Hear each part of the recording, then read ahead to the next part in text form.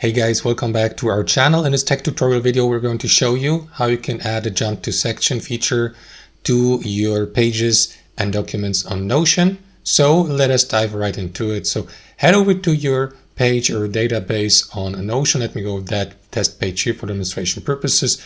And what you will need to do, guys, is make sure that each section of your text or document features a heading 1. So to do that, if that's not the case, guys, turn it into heading 1 by simply highlighting a given section like this one here, and that is going to open up that menu here. Click into the given heading here and select heading 1. If that's not the case, if it's only a text, for example, you may do that again by simply highlighting the given text. So let me show you how to do it.